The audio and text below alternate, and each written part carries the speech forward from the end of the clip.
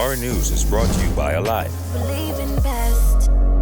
Good evening, Bahamas. Coming up in our news tonight, the Prime Minister says the government is aggressively seeking more vaccines. This as he pushes back against myths about the COVID-19 vaccine. Opposition leader and former Governor General get the first jab at the COVID-19 vaccine, and how the first female Deputy Police Commissioner is encouraging women in leadership.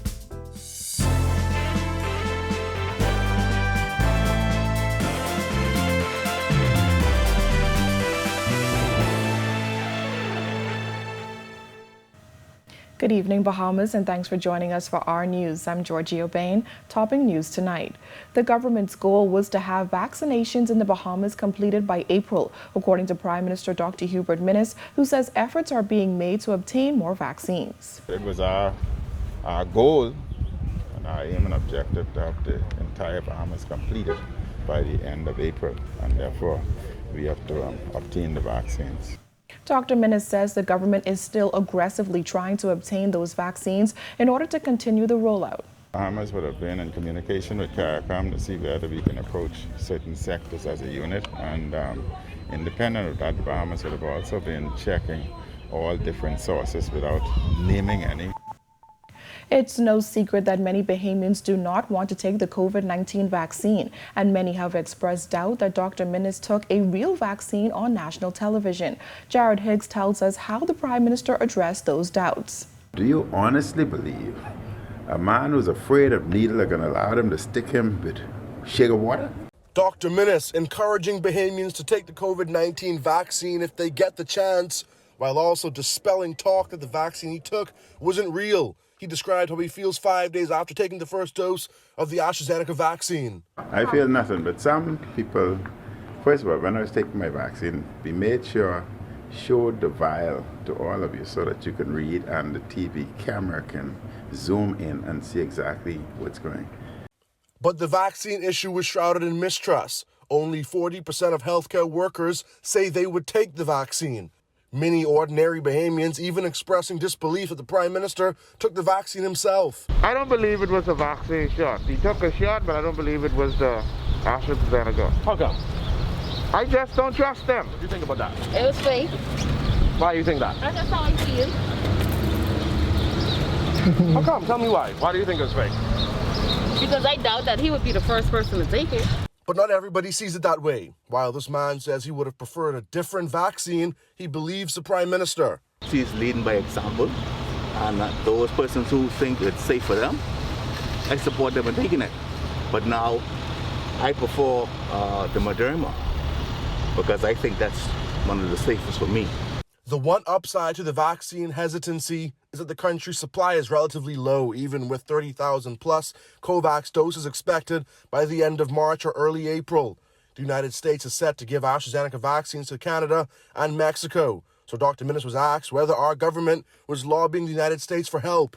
I've said that we are aggressively pursuing all avenues available to obtain the vaccine. Reporting for Our News Weekend, I'm Jared Higgs. Health professionals tackling the debate on whether to vaccinate or not to vaccinate on this week's episode of On the Record with host Jerome Sawyer. Professor of Preventive Medicine at the Department of Health Policy in the United States of America, Dr. William Schaffner, addressing those who are apprehensive about taking the vaccine due to the time span of the vaccine's development. Well, it's very important, Jerome, to understand that the science behind developing the vaccines has actually been in the works for 15 or 20 years.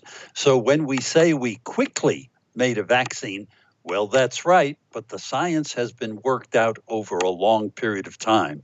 And then, of course, once we had a vaccine, volunteers came forward and were entered into large trials for all of these vaccines. 15,000 people received each of these vaccines, and their efficacy, their effectiveness, and their safety were demonstrated. For those who say they will wait for another vaccine to arrive, Dr. Mario Machette, clinical instructor at the University of Maryland School of Medicine, says there's no real difference in the vaccines. Oh, there's no major differences in the safety profile or the efficacy profile of the vaccines. Probably the better message is if you have a chance to get a vaccine, is get the vaccine. You're going to be, whatever vaccine you have available is going to be your chances better of taking the vaccine and potential consequences of the vaccine than dealing with the consequences or potential consequences of having COVID. And not only to yourself, but then spreading that to the rest of your family. Deputy Chair of the Bahamas' COVID Consultation Committee says the committee is focused on fair and equitable rollout, which means there will be no exceptions. We want to roll it out that is equitable and fair to everyone. And that means that we need to be very, very cautious about exceptions. I know a lot of people are very, very concerned about their parents and their grandparents, but the reality is we can't have, for instance, scenarios where people are wanting to have their parents, because they're a doctor or a nurse, to have their parents come and get vaccinated and to say, for instance, they work in their office. While some are apprehensive, Field says some people have been turned away from the vaccine center. We have a little issue with that in this country and other countries. There are people dressing up as old elderly people in order to get the vaccine. I've had to turn away some people. It's not a pleasant thing, but we want to make sure that you know that in this first tranche, what we're trying to do is to get people who are on the front line, people who are seeing patients and customers, people who have, for the last year, been exposed to, people who have COVID. We want to make sure that those people are taken care of first. Former Governor General Dame Marguerite Pinling today getting her first jab of the COVID-19 vaccine at Loyola Hall. Dame Marguerite rolling up her sleeve, ready to take the shot. The shot was administered by nurse Ruth Bastian, who was the first person in the Bahamas to receive the COVID-19 vaccine last weekend. Also taking the jab today was opposition leader Philip Davis, who shared a light moment with our news. I think it was okay, and I think I didn't even feel the prick. Maybe it's the nurse that administered it. COVID-19 cases around the world are increasing in the fourth consecutive week following a period of declining cases in January and February. That according to WHO Director General, who is worrying that the trend and variants present a growing threat in the face of the opening up of countries and inequitable vaccine rollout. While I'm pleased that almost 150 countries have now started vaccinating, we still face serious barriers in ramping up production and distribution. Speaking to the media yesterday, Dr. Tedros spoke to the leaders of the Eastern Caribbean states and learned that while they have prevented a large number of infections and deaths, that their tourism economies have been disseminated. They had a clear message. We need vaccines and we need them now. The Bahamas received its first batch of 20,000 doses of the AstraZeneca vaccine earlier this month. Another 30,000 doses are expected to be in country by the end of March. Next week, Dr. Tedros says his plan is to speak with the Director General of the World Trade Organization to discuss overcoming barriers to boost production of the COVID-19 vaccine. Well, major political parties on the campaign trail in New Providence today, with the Progressive Liberal Party in Golden Isles and the Prime Minister and the Free National Movement in Garden Hills. Some critics have called the campaigning tactics into question during the Lenten season. Dr. Minnis today telling reporters that he and the FNM will suspend campaigning closer to Easter in respect of the holy season. During the Triduum, as a Catholic and Anglican, we do not do anything. We honor those days. They are the three most holiest days, all right? Good Friday, Holy Saturday, and Easter Sunday. So you'll see nobody on the road, no campaigning, etc. We worship our Lord on those days. Meanwhile, FNM candidate for Garden Hills, Stephen Greenslade, going door to door today, meeting residents and sharing the vision to transform the community. I'm very enthused about this journey. This is something I want to do. I'm comfortable with it. I'm beginning to like it more and more.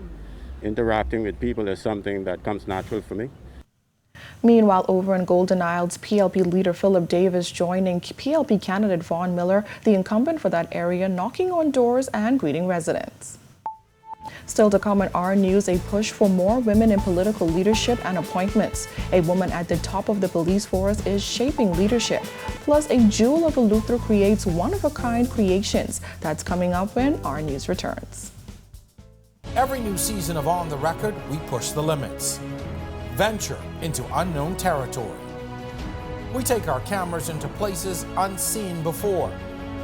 We share the stories and experiences that affect us all. And now it's time for Season 5. On the Record, Thursdays at 8 p.m. on RTV Cable Channel 212 and streaming live on Facebook on the R News Bahamas page.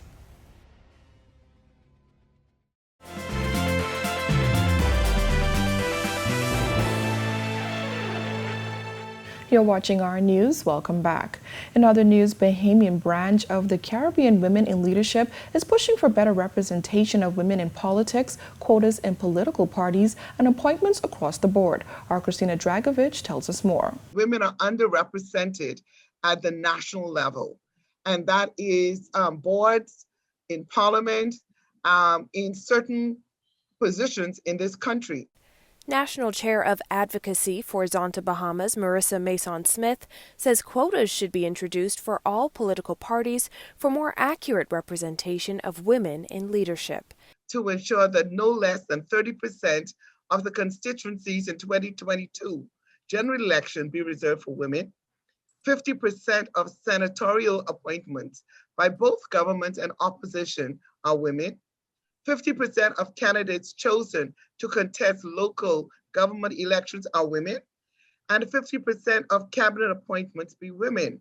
Seawill Bahamas Chair Charlene Paul says Bahamian women are accomplished in all areas of society, but haven't advanced much on the political field since achieving women's suffrage. When it comes to political representation, we have in fact gone backwards from the days of the suffragettes and the things that they would have advocated for, and some of the grounds that we did achieve, we've actually lost grounds. So what are some of the hurdles? The low level, personal attacks and negative attacks, and quite frankly, qualified, accomplished women are not for that. Seawill Bahamas held a training seminar to increase women's leadership capacity and political representation on Friday and Saturday. Paul says that training was oversubscribed, but there will be more opportunities in the future. For our News Weekend, I'm Christina Dragovich. Though she made history becoming the first female deputy commissioner of police, there was little time to celebrate. Tonight in this edition of Women in Leadership, our Jillian Gray speaks with Deputy Commissioner Ismella Davis Delancey on making history. Raised on E Street, Ismella Davis Delancey always had an unorthodox plan for her life. She says it was either become a police officer or a mechanic. While still in the 10th grade, she took the exam to become an officer, but didn't travel that course until years later, when a wrong turn brought her face to face with destiny. One day when I was coming from Balmoral, I caught the wrong bus and I ended up in Oaksfield. And so I was near the college, so I said, let me go check. And I went and I checked, and they said they were getting ready to do a recruitment at the time, and if I was still interested, I said, yes, I am. And the rest is history. That was a destiny bus. It was a destiny, that's right. It was a destiny bus. She joined the police force in 1983 and has worked at almost every major station in New Providence, as well as a brief stint in Grand Bahama and Eleuthera. The work she's done over the years building ties with the community by setting up food drives, suspension programs, and a homework center has been rewarding. It prepared her for the role she now holds, the first deputy commissioner in the police force's 181-year history. We didn't have time to sit down and to reflect and to when I got promoted to superintendent, I was able to have a church service with my family, with my friends, to celebrate and, to sit back and do. But we didn't have that opportunity when I became a deputy commissioner, because we were in the middle of it, and when you travel to Abaco and to see the dissolution and see the destruction and all of that, and to see people who are just standing there and trying to find their way, you don't have time to celebrate. You don't have time to celebrate. Davis Delancey was in charge of coordinating charter flights after Hurricane Dorian, visiting with officers on the ground in Abaco, and drafting a COVID-19 plan for officers. Adjusting to her new role while navigating a pandemic was not easy. Came right into the pandemic, and so the pandemic changed our lives forever, because we'd never had a pandemic before, and so you would have heard the commissioner talk about preparing a policy document so that officers will understand, well, this is what we will do and all of that. And so we had to get from day one on the ground working. You had people who were caregivers, people who were sick, people who needed to get their medicine, but they needed to go. You're in a lockdown. What do you do? Okay? And even today, we're still managing that. Altogether, she says her training for this prestigious post came long before she entered the force. I'm grateful for that. I'm grateful for my humble beginnings. I'm humble to where I'm at, because I was a tomboy, and I know I gave my mom some challenges, but I'm grateful for where God has brought me at this time. But you can now relate to some of the females Yes. who may be in that same predicament that you would have been in. Throughout my career, I've met young people who would have had a challenge or had a crisis and all of that, and I've been able to relate and to be able to sit down, and even today to sit down and talk to young people and say, well, look here, you don't have to do this. There is a better way. Reporting for our News, I'm Jillian Gray. What an inspiring story. When our news comes back from the break, and a Luther jewelry store shines, and an offshore bank supports careers in information technology. The details when our news returns.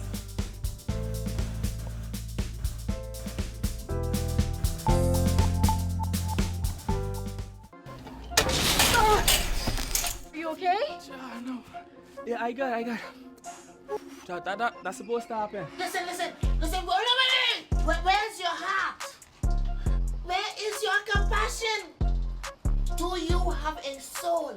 Hey, Jimbo, clear my schedule for the rest of the day, eh? Where do you go, boy? Here, bro. And what are the chances we can actually operate on the patient? Come on, man. Surgery will begin in 2300 hours, okay? So, we two are rappers, right? These rappers, man. Silly girls, pretty girls, ghetto girls, pretty girls, kind girls, funny girls, yeah, we got all kind of girls. T on the track, T on the mic. First I was in the Honda, now on the bike. I tell her hop on back, she holding on my back. I threw the wide back, straight back, 12 o'clock. Too much girls to choose from, like any, many, mighty.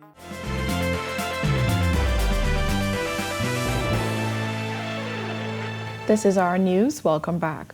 While the pandemic knocked a lot of businesses off their feet, one small business owner on Eleuthera used the opportunity to get even more creative. Kyle Joaquin spoke with Olivia Prasad Moss at a hidden gem on Eleuthera. So with being locked down, you created new ideas, new business ventures, different ways to try to, just bring forth new light, new designs. Olivia Prasad Moss has been creating beautiful jewelry pieces for every woman. You can find her treasures at Aqualoft or Harbor Island's Farmers Market every Friday. I use resources like crystals, seed beads. I don't use thread. I use something like fire line to stitch it with, so it's very, very sturdy. That's actually a mother of pearl. Nice. What's this?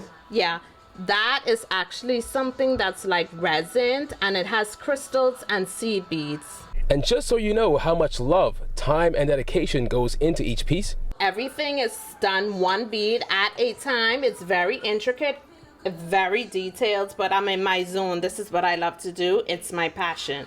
the pandemic allowed Olivia to shift her focus to finding new ideas and new ways to make her jewelry line stand out, including working on the branding.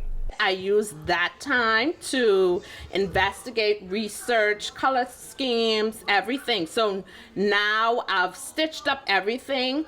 Now that the doors are trying to be opened, the farmers market has blown up. Like the sales, everything's ready. People are buying. They're excited. So it was actually a plus. You can find her unique creations on Instagram and Facebook at Olivia Prasad Jewelry. She calls it a labor of love. The first thing about it is waking up doing something that you absolutely love. I think that's the key part of it. So for me, just being able to do that and then making money from it is an actual plus. Right. You know, but you have to have the love and you have to have the hard work and sacrifice along with it. For Our News, I'm Kyle Joaquin.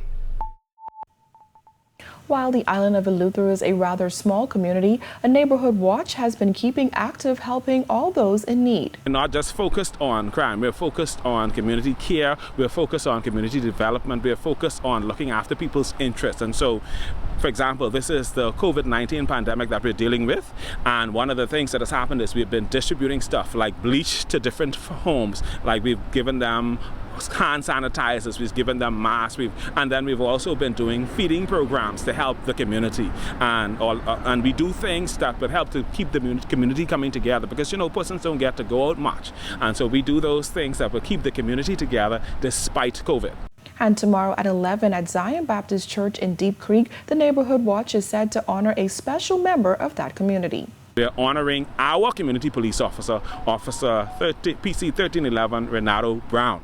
He's a great officer. Even before the Crime Watch came into existence, he's always been about community policing. He's always been about the care and concern for the citizens of the community. He's always been about schools, and he has done a lot to help our young people. And so we believe that he is someone worthy of honor in the Royal Bahamas Police Force. And so we want to take that time to honor him and salute him for the great work that he continues to do.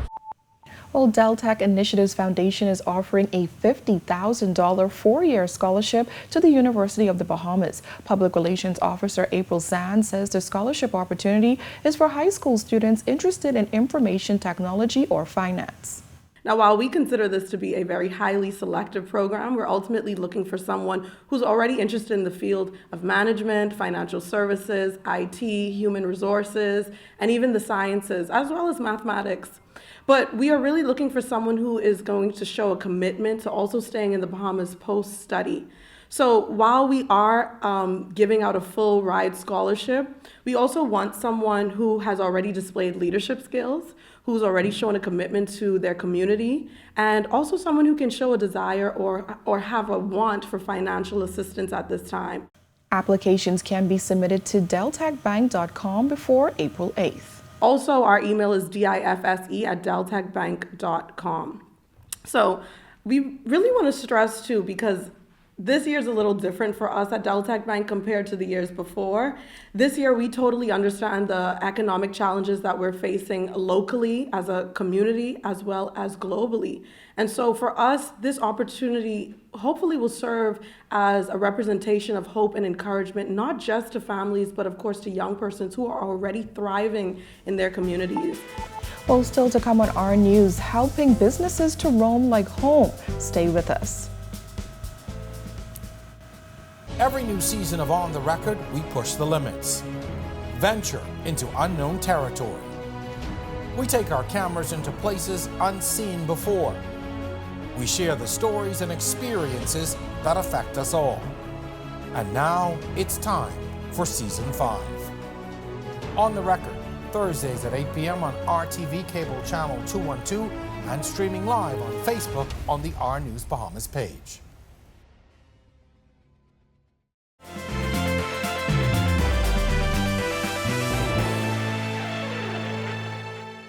Cable Bahamas Business Solutions and Alive are helping businesses to roam like home when traveling abroad. Head of Small and Medium Innovations, Delmaro Duncombe, describes it as the most anticipated value-added feature since cell phone services became available in the Bahamas.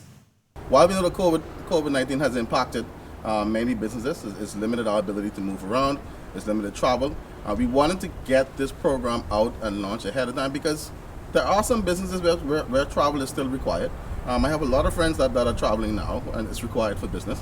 And so, no, we didn't want to necessarily wait until we got the all clear, so to speak, to release this awesome benefit.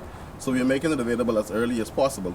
And this will allow companies to save the costs associated with having to use data and having to make calls while they're on the road or in meetings while they are traveling. Duncombe says the new offering will help businesses to save big on their telecommunications. All of our corporate mobile subscribers and anyone that's interested in converting their services to corporate will have the ability to access any of our all-new suite of Liberty Executive plans starting at $84.99.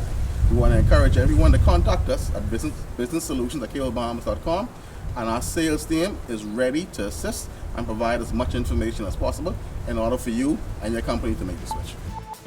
Thank you so much for joining us for our news tonight. On behalf of the entire team, I'm Georgia Bain. We'll see you right back here tomorrow night. Stay safe, Bahamas. Our TV's primetime movie feature, Are We Done Yet?, starts right now.